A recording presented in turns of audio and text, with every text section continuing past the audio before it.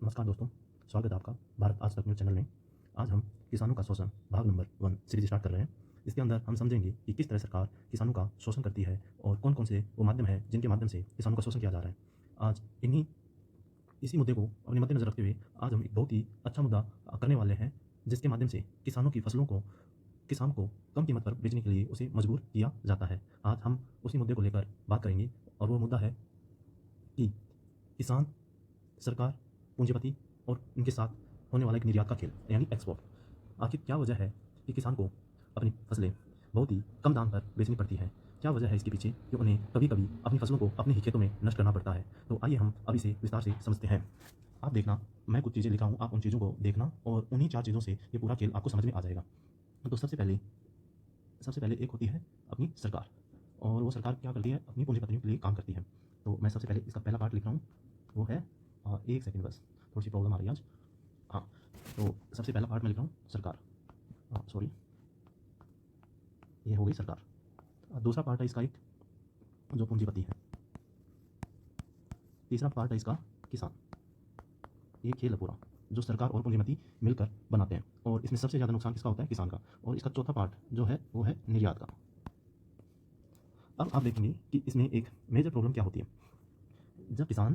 जब ये किसान अपनी फसल को खेतों में उगाता है और जब फसल काटने की बारी आती है या नकदी फसलों को बेचने की बारी आती है, तो सरकार क्या करती है? अब मैं आपको इनका हर एक का रोल बताऊंगा कि कैसे-कैसे हर एक अपना अपना रोल निभा रहा है। तो सबसे पहले हम बात करेंगे किसान की। तो हम बात कर रहे थे किसान की। तो किसान क्या करता है? ये करता है फसलों का उत्पादन। आज पेन में थोड़ी दिक्कत आ रही है लिखने में। फसलों का उत्पादन। अब ये उत्पादन करता है तो ये अपनी मेहनत से उत्पादन करता है और इस खेती में कुछ इनपुट लगाता है। इन लगाए गए इनपुट के बदले वह कुछ क्या चाहता है? आउटपुट चाहता है। ठीक है, और आउटपुट के साथ वो थोड़ा सा क्या चाहता है? प्रॉफिट। अब मान लीजिए, आपने काफ़ी बार देखा होगा कि किसान अपनी फसलों को अपने खेतों में डाल देते हैं, उनको बेचते नहीं। होता क्या है कि किसान तो अपनी फसल उगाता है, मेहनत करता है और फसल काट के मार्केट में कटने के बाद मार्केट में भी आ जाती है। उसी के बाद असली खेल आता है सरकार का और पूंजीपति का। और वो क्या करते हैं? आइए अब हम उस चीज़ को समझते हैं। ये होती है सरकार, और जब चुनाव होते हैं तो इसे अपने प्रचार प्रसार के लिए पूंजीपतियों से काफ़ी सारा चंदा मिलता है।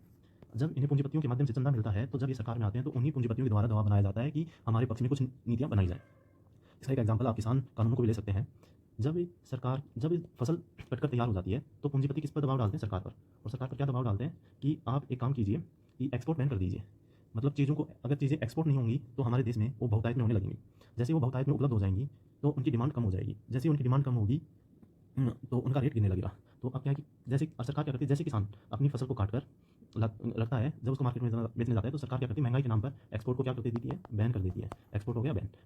अब जो कोल्ड स्टोरेज फैसिलिटी है वो सरकार देती नहीं है। तो इन पूंजीपतियों के साथ कोल्ड स्टोरेज फैसिलिटीज होती हैं। तो ये क्या करती हैं कि अब किसान अपनी फसल तो बेचेगा क्योंकि या तो खराब हो जाएगी। तो पूंजीपति क्या करते हैं? फिर किसानों से कम कीमत पर क्या करते हैं? उनकी फसलों को खरीद लेते हैं।